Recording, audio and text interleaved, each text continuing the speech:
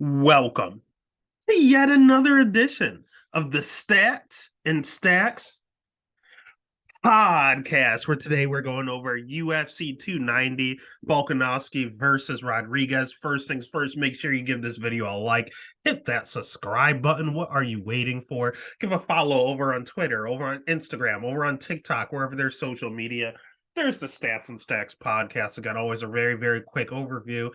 One of locks again. We're just staying steady with this one of one. I mean, we really got let down last week, but hey, it is what it is. We had another dog come through again, and the totals were just fine. So, hey, as long as we're not having losing nights, I will take even nights. These dogs are keeping us afloat, and we'll take it, baby. But this card is going to be a pretty good one. It's a little weaker in regards to a huge name value when it comes to a pay-per-view, but these are some damn good fights, and I see a lot of violence going on this weekend. So it's International Fight Week. It's always one of the biggest ones of the year.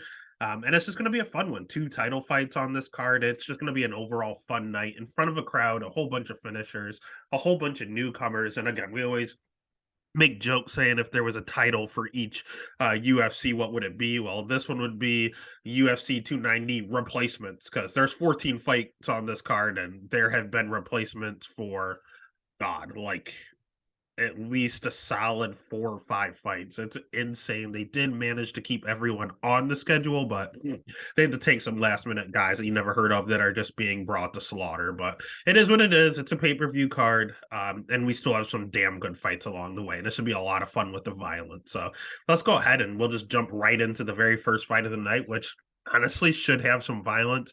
And I don't know what's going on with DK and FanDuel, but with some of these late replacements, a lot of these over-unders aren't listed. And even some of these fights that have been listed for a while still don't have over-unders listed right now. So if I don't have it, I just don't have it at this current moment. I didn't really go to bet online or anything yet. I just stuck to those two because I just really, really wanted to focus on doing fight tape. With us having this big streak of one-on-one with locks, I did extra fight tape this week. We are determined to sweep the board. So it is what it is. But again, first fight of the night, there is no over-under, but we do have Camuela Kirk at plus 120 going up against Esteban Ribovic at minus 140.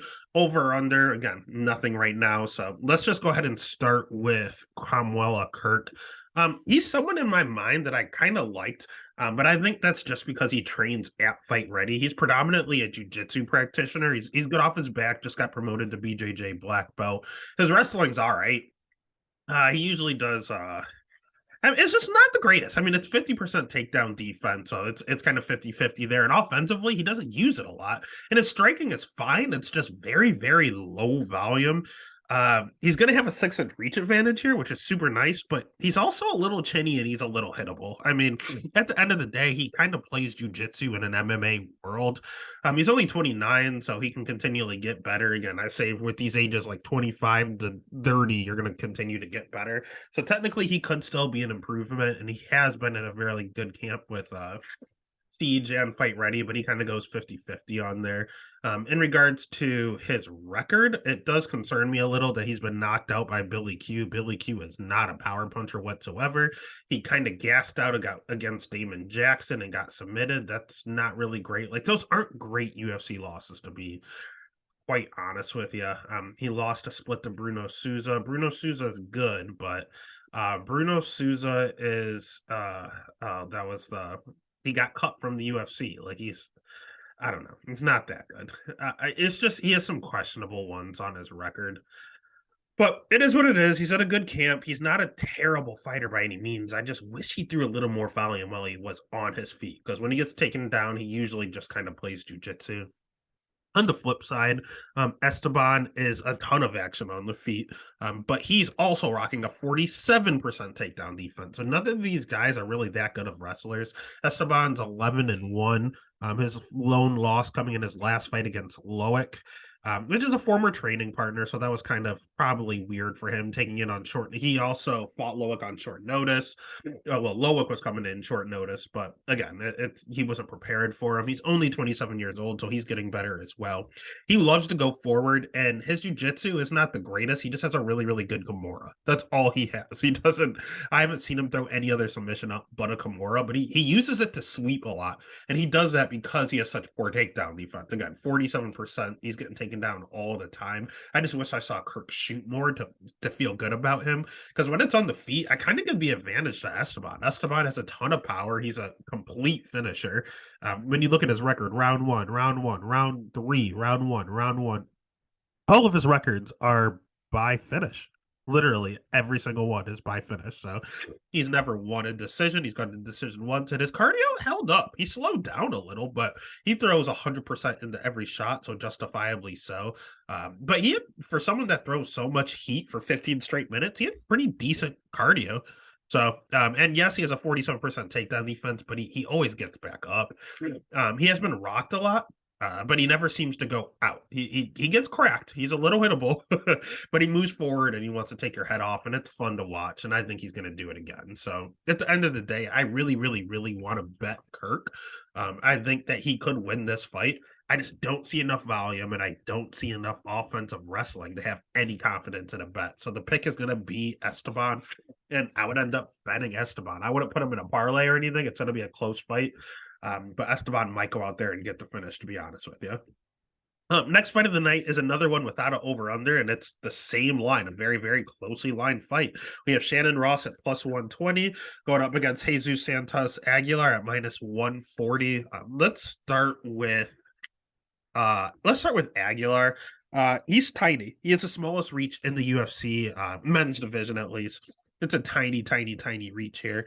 He has a really, really, really good guillotine, but he jumps it all the time. If he's anywhere near your neck, he's dropping down going for a guillotine, and that's just not where you want to be. He doesn't have the world's greatest get-up game, so jumping guillotine all the time is a risky proposition. His striking's not that good.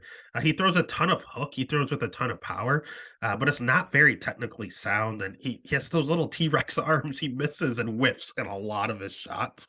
And his wrestling, it's. I've seen him hit a good double, but I've also seen him go for body locks and just drag people on top of him. I mean, Daniel Cormier was having a heart attack watching this guy fight on the Contender Series. He continually dragged that guy on top of him. So it was pretty interesting there. So his wrestling's just okay. His jiu-jitsu is all right. He has a really good guillotine, but the rest of his jiu-jitsu is just okay. His cardio was good. He checked out. He got better as the fight went on. His striking's not the greatest, to be honest with you. He just throws a whole bunch of wild hooks so that miss, honestly. But look at his last few wins. Guillotine, decision, guillotine, guillotine, guillotine. Like, he just continually gets these chokes. It's pretty interesting. But he has 2 losses, and he was subbed in both losses. So is his jiu-jitsu good, or does he just have a damn good guillotine? I don't know, but I feel like we're going to find out with Shannon Ross, because Shannon Ross is going to have a 4-inch reach advantage, which isn't something he's used to having. He's usually the smaller guy, so it's going to be nice for him to be a little larger.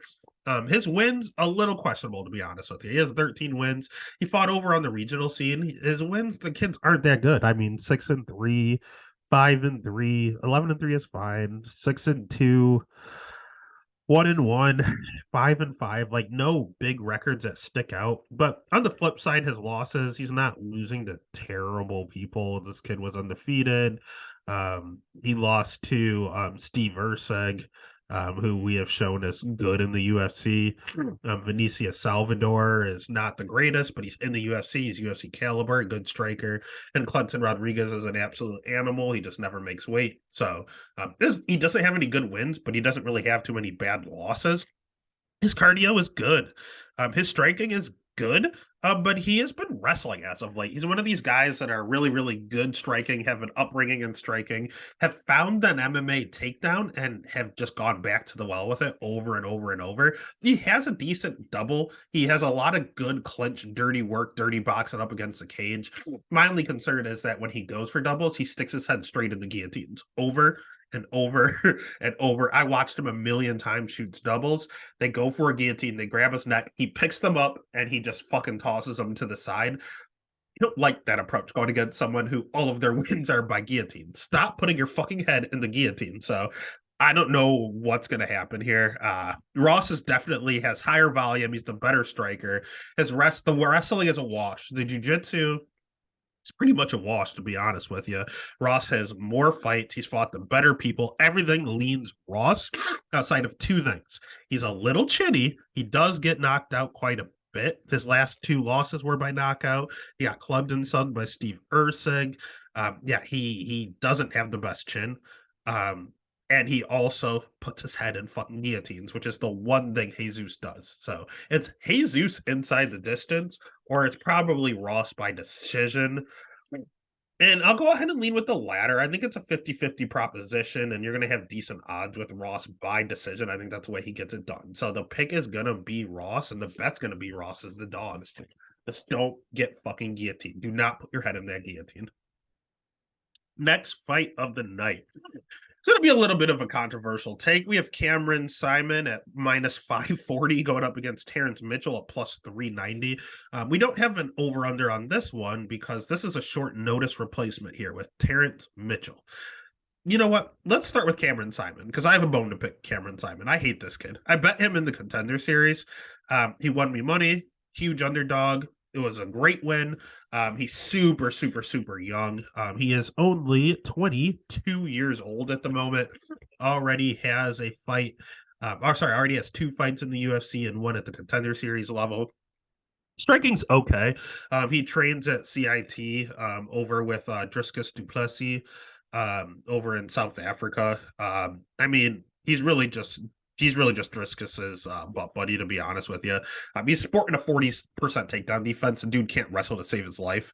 And his jiu-jitsu is not terrible, but he's sloppy as hell. Like, watching back that fight against Steven Kosla, who took it on short notice, it was hard to watch. I know he ended up winning with just a finish, a standing TKO, which is nice, but Steven took that fight on short notice and just kind of gassed out. He just looked very sloppy. They both look sloppy, to be honest with you. I don't think it's Cameron's fault. He's 22 years old, but he looks like he's 22. It kind of reminds me of like Chase Hooper, who has the tools, but just didn't really know how to use it when he was in the UFC when he was this young. He's still young now, but back when he was 22, he just didn't really look like he knew what he was doing either. So I don't know.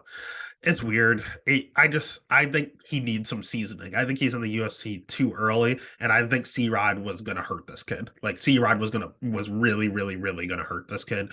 And then C-Rod got hurt himself, had to pull out a fight a la Terrence Mitchell. Now, Terrence Mitchell is sporting a nice 15-2 record, but it is fraudulent. If there's one thing you do, you fade fighters from Alaska FC. They are not good. Terrence Mitchell is 33 years old, making his debut in the UFC. If he looks any familiar to you, it's because he fought in the Ultimate Fighter, the flyweight season where he got knocked out by Kai Kara France in 30 seconds. I know KKF is a stud. However, like if you touch this kid, he kind of freaks out. He does not like getting hit whatsoever. He's always getting perpetually touched up and falling over. Like he just, if you touch him, he just doesn't react well. He's just one of these guys where if you touch him, the judges are going to see the way he's flinching and running away. He himself is decent wrestling. It's just, again, Alaska FC, you're going to fight really, really, really sketchy guys. I mean, when you're fighting people and they don't have a record, it just says NA, and there's a lot of these NAs, that's red flag number 1. Like, he's fighting people that don't even have a Tapology page. Like, that's not a good look. He's not fighting anyone good. Again, he's 15-2. His last fight was a win against someone that was 4-1. Don't get me wrong, his jiu-jitsu looks fine. It's a little sloppy as well. I've seen him get a rear naked choke in his last win without hooks. So it's a little sloppy, but Cameron is sloppy himself.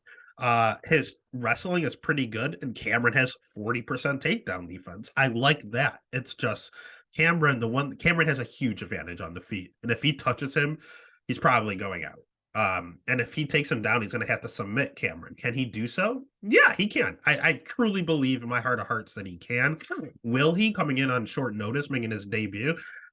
Can't say I feel good about it, and especially coming from Alaska FC, man. You always fade these guys. So I'm going to go ahead and pick Cameron to win. But if you have a sloppy 22-year-old kid as a minus 540 favorite, there's no way you can touch that. You can't trust Cameron Simon. I'm telling you right now. Can you trust Terrence Mitchell? No. Can you take a shot on the better wrestler at plus 400? Yeah, that's what I'm going to end up doing. Partially because I get to fade Cameron, who just bugs me for some reason. But I also get good value on. I wouldn't say good value. It's more fading Cameron. I can't say it's confidence in Terrence whatsoever, but I can't trust a sloppy 22-year-old at minus 540. So the pick is gonna be Cameron, but I'm gonna probably end up betting Terrence Mitchell and feel real weird about it. All right. Next fight of the night is one that it does scare me, and I'm very confident in the same breath. It's very interesting. We have Vitor Petrino as a minus 285 favorite going up against Marcin Prachnio at plus 240. No over under on this one as well. Most of these undercard ones just don't have over unders yet. I'm scared because of Vitor. Vitor is also a young kid. He's only 25, and he kind of fights like it too. He makes a lot of mental mistakes when he's in there. On the feet, this kid's an absolute killer. He has really good striking, really fast hands, and he packs a punch. This dude hits like an absolute truck. He's going to have a 3-inch reach advantage, which I absolutely love. And again, he's 25, so he's only getting better and better, improving in other aspects that he wasn't good at before.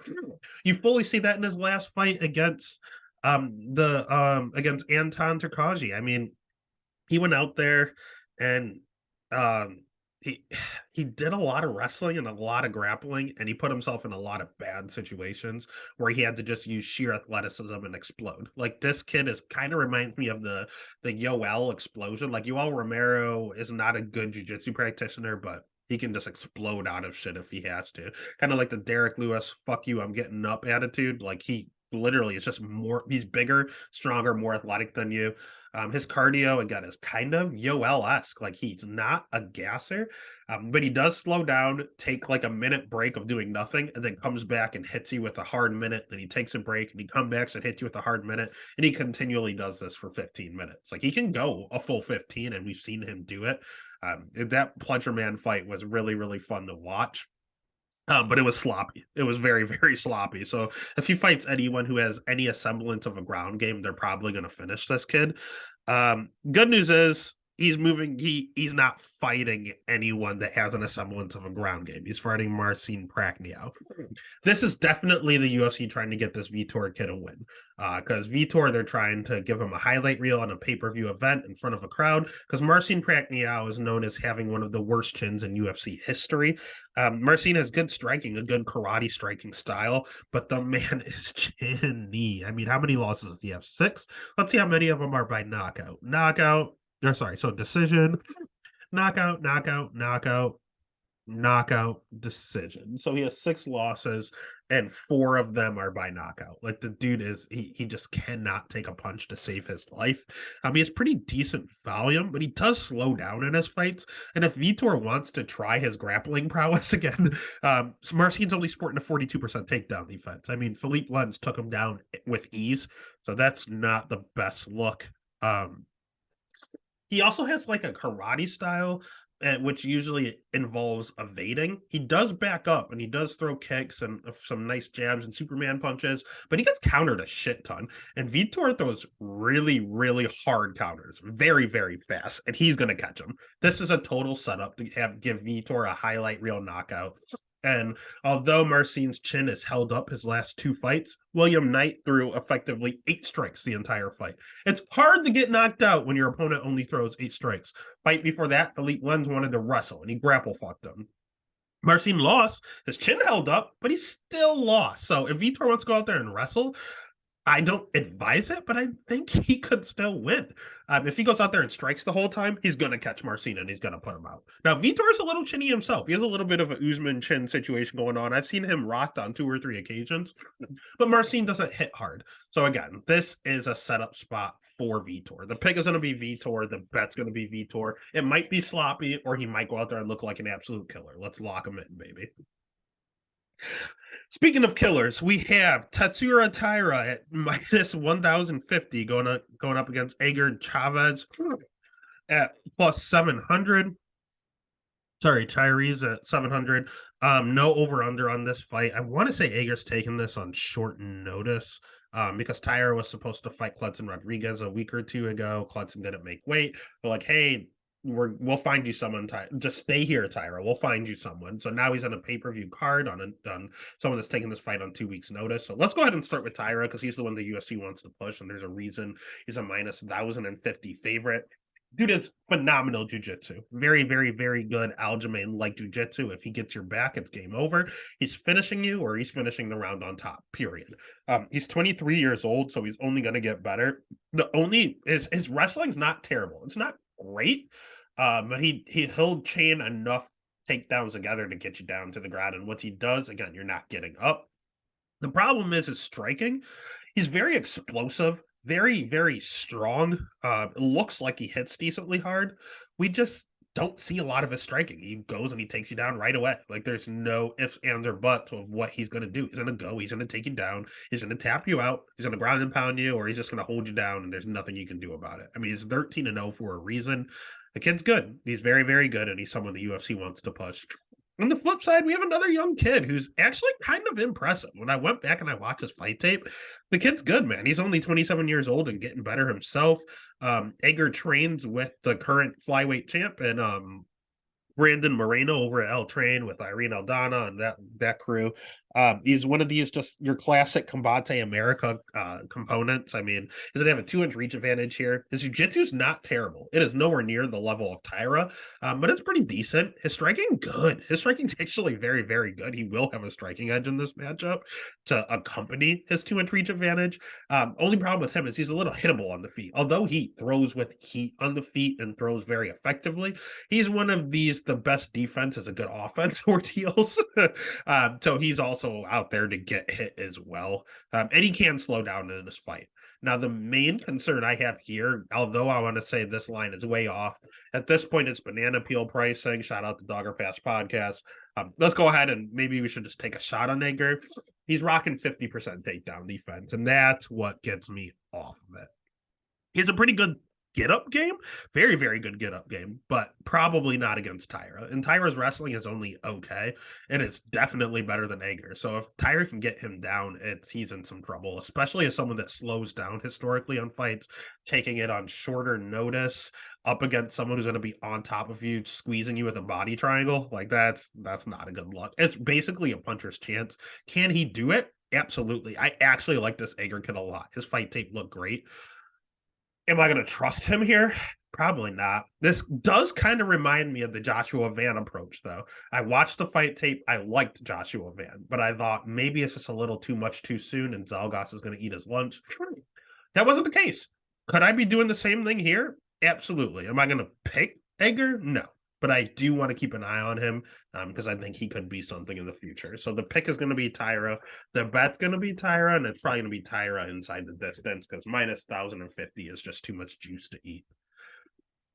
Next fight of the night is the rematch no one asked for. We have Jimmy the Brute Fruit, minus 120, going up against Alonzo Menafield at plus 100. Over under set at 2.5. Over 2.5 is plus 205. Under 2.5 at minus 255. Let's start with Jimmy because that's the one that they want to win. Jimmy Crute's a phenomenal grappler, known as a man that tapped out Paul Craig. He has really, really, really good jiu-jitsu. He has really good wrestling. His striking's okay. It's not good. It's not bad. He packs a decent punch, but he's also hittable, very, very hittable on the feet. He also slows down in his fights where he's forced to grapple the whole time because he predominantly goes out there and gets the finish.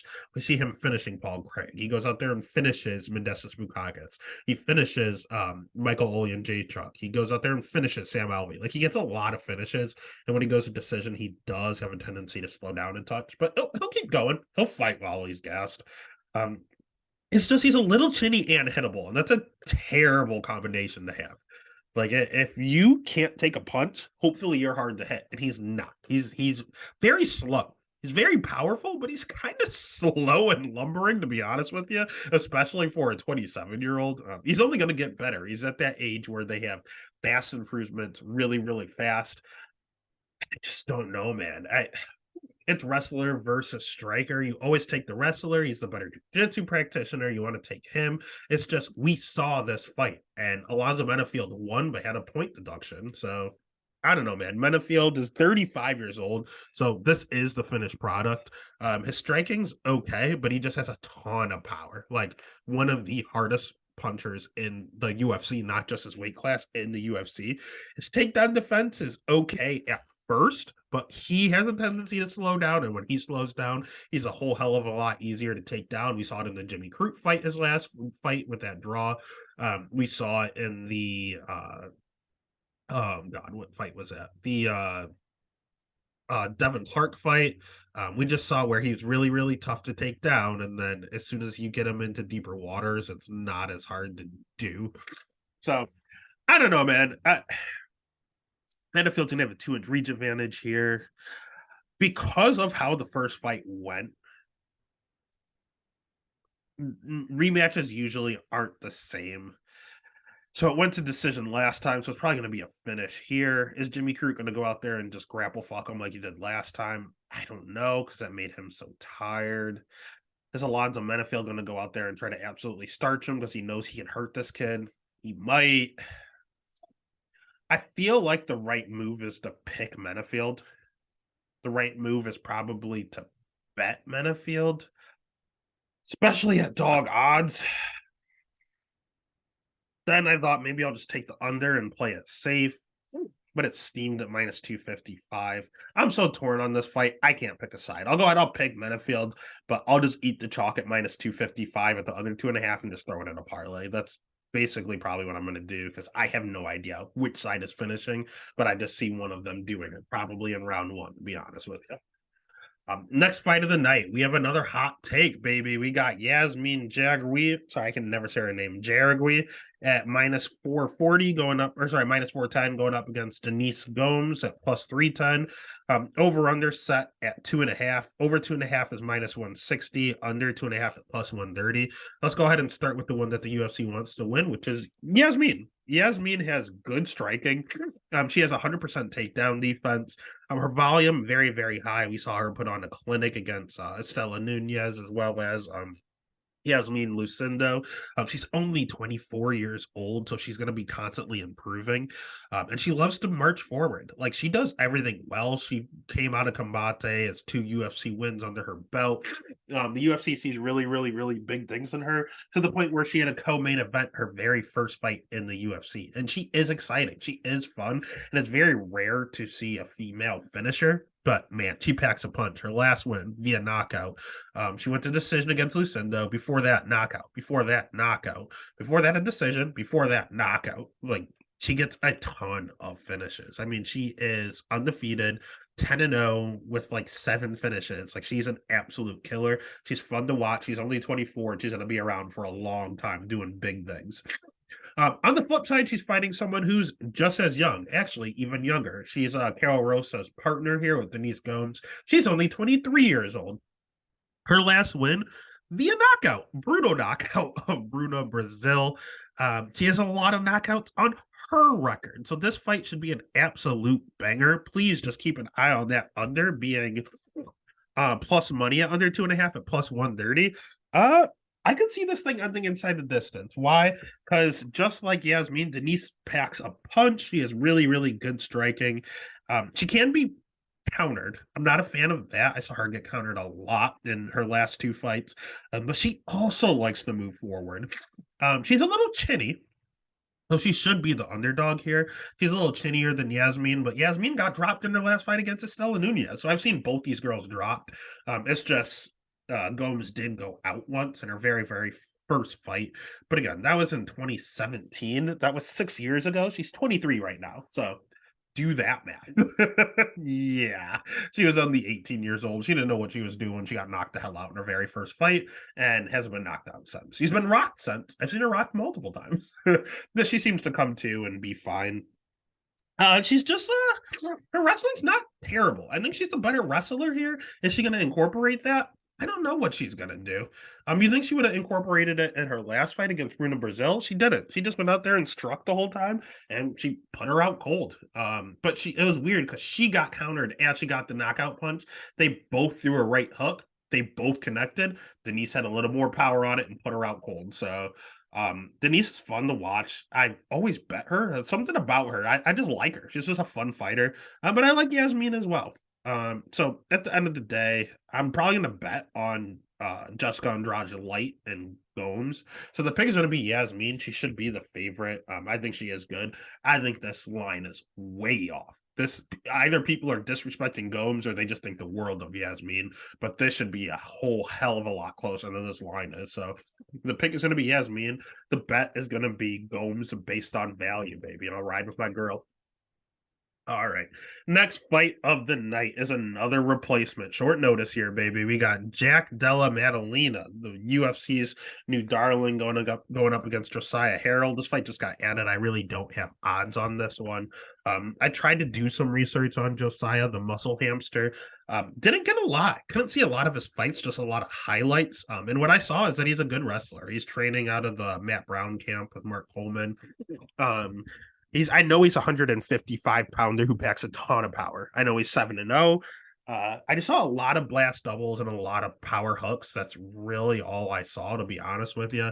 I didn't see anything bad. I didn't see anything negative. He's 7-0 for a reason. I just know he's taking this fight on short notice up against an absolute killer in Jack Della. Jack Della is really, really, really good striking. He has a good schedule now, fighting the likes of Angelus and Ramazan Ameev and Randy Brown and Danny Roberts. Those are some pretty decent fighters.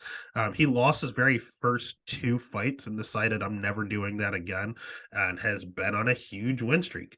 He's been on a 14-fight win streak. So he has good cardio, good striking. He's only 26, so he's getting better. He's got that Australian boost. His wrestling is probably his worst part of his game. His wrestling, he can get taken down, but he's really, really, really good get up game. He's gonna have a 6-inch reach advantage here, which is huge. His jiu-jitsu's fine. It checks out. Like, there's nothing wrong with Jack Della. He's just going to get better and better. The UFC just has to push him at an appropriate pace. Because, again, he's at 170, and once you reach the top 10, those kids are all good wrestlers. The Colby Covingtons, the Kamaru Usmans, the Khamzats, like, they're all phenomenal wrestlers. Even Gilbert and Bilal. Like, all of these guys are good wrestlers. So he is going to have to work on his grappling. So as long as the UFC doesn't push him too fast, he should be fine. He's an absolute killer. I love this kid. The pick is going to be Jack. The bet's going to be Jack. And I'll keep an eye on Josiah just to see what he does. Again, he didn't look terrible, but you could only see so much from those highlights. All right. Next fight of the night is a weird one. I don't really know what to do with it. We have Robbie Lawler at plus 220 going up against Nico Price at minus 260. Over under set at 2.5. Over 2.5 is plus 140. Under 2.5 at minus 170. It's weird because of Robbie, man. Robbie, ruthless. You're my guy. You're fun to watch. You're an absolute legend, former champion, but you're 41 years old. And that's very, very, very concerning. You have really good striking still. Just a little hittable, to be honest with you. Just the reflexes aren't what they used to be because he's 41. He looks crisp on the feet. He still looks perfectly fine offensively. Defensively, he just doesn't move his head as much anymore, and he's just kind of there to get hit. And he got knocked out by Brian Barberena in his last fight, which is not a good look because Brian Barberena does not hit hard at all. He looked great round one, pressing forward, pressuring, throwing a ton of body work. Like, everything looked great, and then he just kind of fell off a cliff. He got hit once and just couldn't take it anymore because he's fucking 41 years old. So his takedown defense isn't exactly the greatest, but it's not terrible. His jiu-jitsu, we don't really see. I've never really seen it, to be honest with you. But I don't think we're going to see much of it against Nico. So at the end of the day, I love Robbie. I think he's an absolute legend. He's just naturally slowing down because Father Time is undefeated. On the flip side, we have Nico, who I thought was a lot older than he is. He's only 33 years old. I know he has like 8 or 10 kids or something crazy like that. So I think Father Time is wearing on him just because of his responsibilities. I used to think he had the death touch. I don't know if he does. I think he might have been just a circumstance of good fortune, to be honest with you. The up kick knockout, the hammer fist knockout of Randy Brown. I mean, all of these were they were cool highlights, but how likely are they to happen again? And I mean, he upkicked James Vick, who notoriously has one of the worst chins the UFC has ever seen. So at the end of the day, his wins against Tim Means, that's all right. His win against James Vick, is all right. His win against Randy Brown is good, but fluky. George Sullivan cut. Alan Jubran, that one's not bad, actually.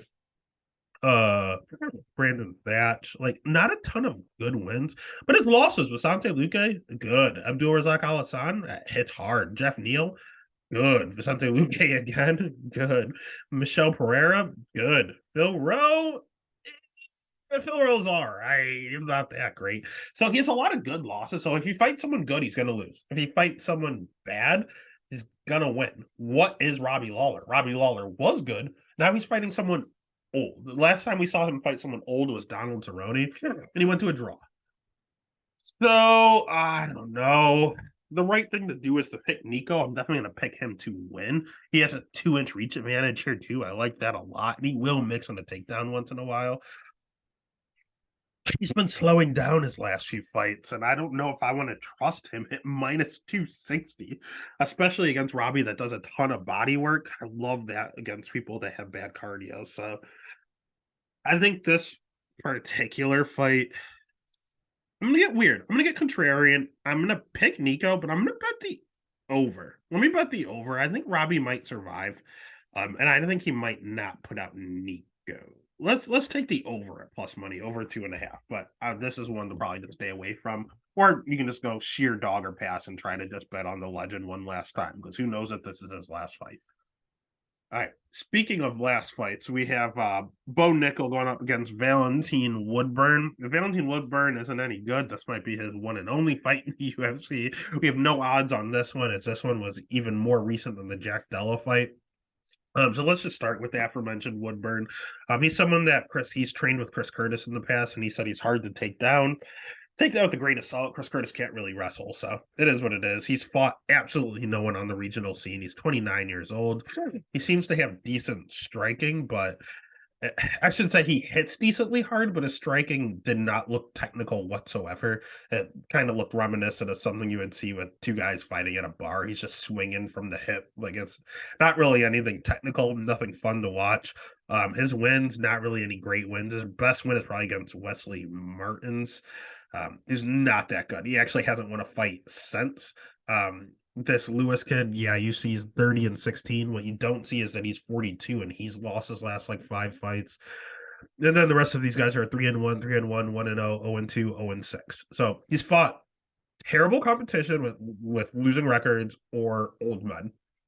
We haven't won a fight since. So, yeah, very, very questionable competition there over on the regional scene. I mean, there's not much to write home about this guy. He is what he is. He's an athletic specimen who doesn't really know what he's doing, is what it looks like, to be honest with you. On the flip side, we have Bo Nickel, who also doesn't know a ton, but he's also an athletic specimen and is over at ATT and being taught by the best what to do. His striking's okay. We saw him get a few knockouts and a few knockdowns. He looks all right on the feet, but it's definitely a work in progress. He's only 27 years old, but let's be honest. His jiu-jitsu's okay. It's really his wrestling. He is a world-class wrestler, someone who could have wrestled in the Olympics, 3-time All-American, just over at Penn State. Like, the kid's an absolute killer. One of the best wrestlers I've ever seen collegiately. He knew he was going to go over to the UFC, got a UFC contract after 3 fights. Like, it was just common sense. The kid's an absolute killer. It's a sacrificial fight. There's nothing you can say here. He's going to be a huge favorite, probably in the minus 1,000s as well. So the pick is going to be Bo. The bet is going to have to be Bo, and you have to choose how. Probably by submission is what I would guess. I don't think he's going to want to stand with this Valentine guy since he hits pretty hard. So the pick is going to be Bo, and I'm probably going to end up betting Bo by submission, just to try to get a semblance of a good line on there. All right. Next fight of the night, speaking of good lines, we have Jalen Turner at minus 260 going up against Dan Hooker at plus 220. Over on this at a 1.5. Over 1.5 minus 130, under 1.5 plus 100. Part of that is because of how Hooker has looked as of late. I mean, he hasn't looked the greatest. He has good striking. He has 81% takedown defense, which is super nice. He has pretty good jiu-jitsu, a pretty good power guillotine. His cardio is good, checks out. At least for 3 rounds. He can slow down in the main events he was in, but he looked absolutely fine for 3 rounds. He's 33 years old, so he's starting to hit kind of like be weary of how he's looking as of late. And It's weird because he hasn't looked good as of late, but you also have to look at who he's been fighting. Like Claudio Puelles was a fraud. He went out there and disposed of him as he should. Arnold Allen's good, and he's at 45. Dan Hooker can no longer make 145. I know he made it weight wise. He shouldn't be fighting there. He's just too large of a man to be there. Um, Islam's the current lightweight champ. Nazaret's not terrible. He went out there and dominated Nazaret. Good win. Michael Chandler, top five. Dustin Poirier, top five. Edson Barbosa, great fighter. Yes, he has some losses on his record. Yair Rodriguez, currently fighting for the title on this card. He's fought really, really, really good guys. Those are the people he's losing to. And all the guys that are pretty decent, he's going out there and beating. So is Jalen Turner real? Or is he just another guy that he's going to go out there and put on his record? I think Jalen's real, man. Jalen is good striking. He is ginormous. Like, this guy is gigantic. He's a 6'3" lightweight. Someone that's going to be taller than Dan Hooker, a bigger reach than Dan Hooker, something he's not used to. Jiu-jitsu edge, Jalen Turner. Jalen Turner is very, very good on the ground. Sneaky good on the ground. He loves to pressure and move forward as of late. He's just someone that we've seen mature inside the octagon. He's only 28 years old now. When he made his debut, it was up a weight class against Vicente Luque in 2018. So that was 4 years ago. So he's 24 years old. He was just a kid trying it out. He hasn't fought the best competition since. He fought Potter, who's not that good, went out there and dismantled him as he should. Fought Matt Frivola, who we didn't know is as good as he is. Went out there, took him down 1,000,000 times, and Matt Frivola got the decision by getting 1,000,001 takedowns. And Jalen Turner said from that point on, I'm going to work on that. He fought Josh Kulabau, who is actually kind of decent now, and got the finish. He went out there and beat Brock Weaver, cut from the UFC, but did what he was supposed to. Heroes Medic went out there, submitted him. Jamie Malarkey, who's not the world's worst fighter, and actually trains with Dan Hooker, went out there, got the job done. Brad Riddell, not a terrible fighter, went out there, got the job done easy. And then his last fight against Mateusz Gamrot, I locked Gamrot. I thought Gamrot was an absolute lock. He's going to go out there and grapple him just like Matt Frivola did. Showed massive improvements in his wrestling game. Like, Jalen Turner is getting better and better and better. And I like this kid a lot. Everyone likes this kid. He's a huge bandwagon going right now, but I'm just going to stick with it because I think he has enough goods to beat Dan Hooker. Just comparatively watching the fight tape, Jalen's pretty fast and he hits decently hard.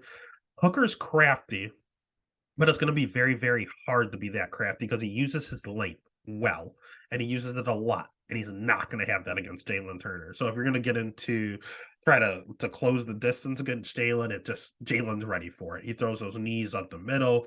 I think this is going to be a finish. That's why it's set at 1.5, and that's why Jalen Turner is a -260 favorite. So I'm not going to mess with that over under, but I am going to mess with this I'm going to mess with this line, and I'm going to take Jalen Turner as a pick, and I'm going to end up betting Jalen Turner probably in some parlays too. I like him a lot here. Probably not as much as I like this next guy though. Robert Bobby Knuckles Whittaker, the Reaper, -400, going up against Dricus du Plessis at +300. If I didn't have the I won't lock anything over a -300 rule, but best believe me, Robert Whittaker would be a lock. He is my favorite bet of the card. It's just -400 is zero value. Over under set at 2.5. Over 2.5 is plus money at +130. Under 2.5 at -160. Let's just go ahead and start with Bobby Knuckles. This is going to absolutely kill DP. Robert Whittaker, former champ, great cardio. He blitzes a ton, has great striking, great wrestling, good jiu-jitsu. Everything is great about Bobby Knuckles. Great schedule. He's only 32 years old, so he's in his prime. Like, I love everything about Robert Whittaker. Dricus is much larger, but both these men used to fight at welterweight. So at least it's not going to be like he's fought bigger guys in the past. Let's just say that. So I like Whittaker everywhere this fight goes. Dricus on the flip side, I mean, I know he had that surgery with his nose to help his cardio. Like, he had some sort of weird breathing problem. And he went and got that fixed with surgery, but he still has suspect cardio to me. His striking's okay.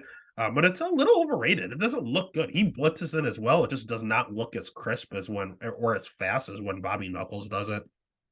He does has higher volume. I'll give him that. He throws a lot of volume. His wrestling's not terrible. He does have a sneaky good ground game.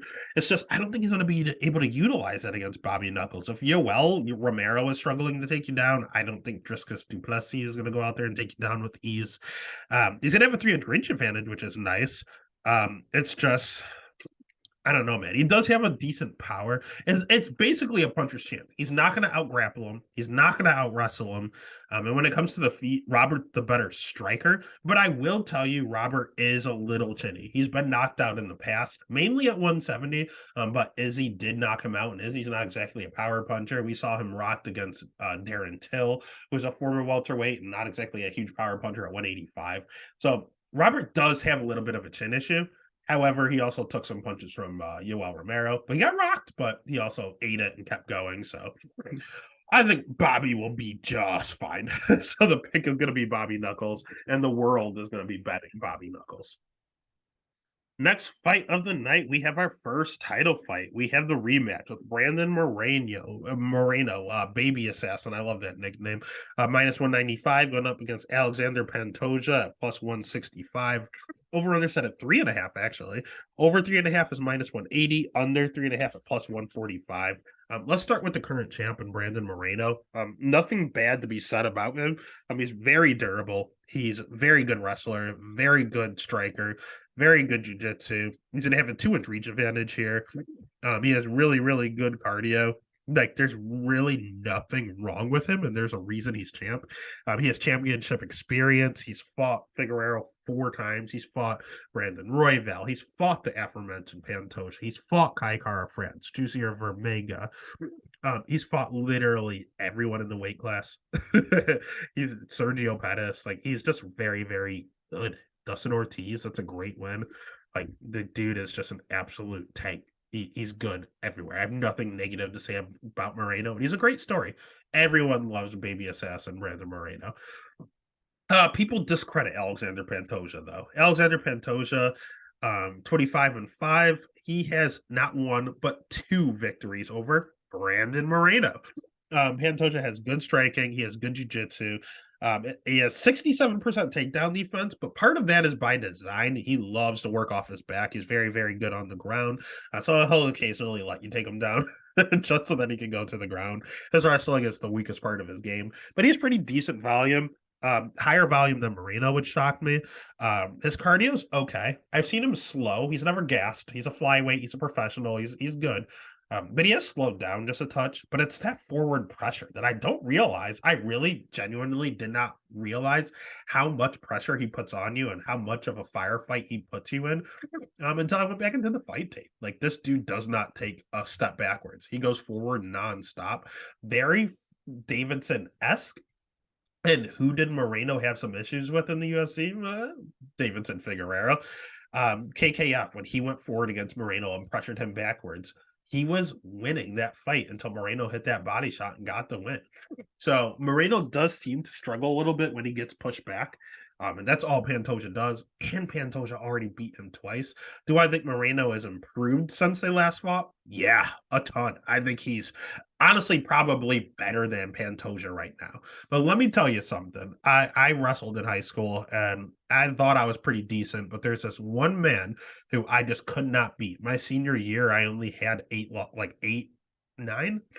or 9 losses, and 5 of them were to the same kid. It gets in your head when someone beats you over and over. By the 4th time I was wrestling this kid, I was kind of mentally defeated going out there, like doing uncharacteristic stuff just to try to catch him off guard. But I'm not good at that. So why am I? It's in your mental psyche when someone has just a leg up on you. You saw it with Izzy and Pereira. Yes, he got the last win, and he was 0-3 to start. Like that, it's something about when someone keeps getting wins over you. It is in your mental psyche. So can Moreno go out there and have an Izzy moment, pull out some fucking arrows and take out Pantoja? Absolutely. Or can Moreno go out there and struggle getting pressured and kind of get in his own head about his little boogeyman and Alexander Pantoja? Absolutely. So do I think this is lined appropriately? Absolutely not. Why is the guy that won twice plus 165? I understand Moreno got better. I understand Moreno being the favorite, but not at minus 200. This line is off. The pick is going to be Moreno. The bet is going to be Pantoja and New. And that takes us to our main event of the evening. Again, if you haven't already, give a follow over on Instagram, over on Twitter, over on TikTok, wherever there's social media. There's a Stats and Stacks podcast, but let's get into it with this main event here. We have Alexander the Great Volkanovski at minus 380, the current GOAT, pound for pound best fighter in the world, going up against Yair Rodriguez at plus 290. Over under set at 4.5. Over 4.5 minus 110, under 4.5 minus 120, basically a straight pick 'em. Let's start with just the GOAT, Alexander Volkanovski. John Jones is the GOAT, but I think Alexander Volkanovski might cement himself as number 2 and surpass GSP. At the end of the day, Volk has really good striking. He has really good wrestling. He has really good jiu-jitsu. He has ungodly cardio. He's 34 years old, so he's in his prime, but starting to exit out of the prime. He has really, really, really high volume. The only thing wrong with Volk is his chin. I've seen him chin checked multiple times. We saw Max Holloway, who's not a power puncher, chin check him in their second fight. We saw Brian Ortega catch him. We saw Chad Mendez rocked him. We've seen him rocked in multiple fights. He's never gone out. But he has a little bit of an Usman chin where you can catch him on the button and he'll do the stanky leg a little bit. We even saw it in his he only has one career loss by finish, and it's by knockout. It was up multiple weight classes, I'll give him that, but at the end of the day, he might be a little chinny and no one talks about it. So you have to pack a punch, or you have to really catch him with something. It's not like he's just going out there and getting wobbled over and over and over. Like he's literally the best fighter currently on the planet outside of John Jones. So I think he's one of the GOATs. He's on the Mount Rushmore, in my opinion, now. But if he's going to lose, you're never going to win a decision over Alexander Volkanovski. You're just not. You're not going to outpace him. What you're going to do is catch him. Who has the ability to catch him? Is it Yair Rodriguez? The answer is, I have no idea. I have absolutely no idea, because Yair is okay, but his major problem is wrestling. He's 30 years old, so he's in his current prime. He's gonna have a jiu-jitsu advantage, I believe. Yeah, I think he's a better jiu-jitsu practitioner. Striking, I can't say he's a better striker, but I can't say that about many people, because Yair's just creative. He throws shit at you. He's kind of like the original Anthony Pettis when he was jumping off of cages all over the place and doing spinning kicks off his back. Like no one knew what was going on in there.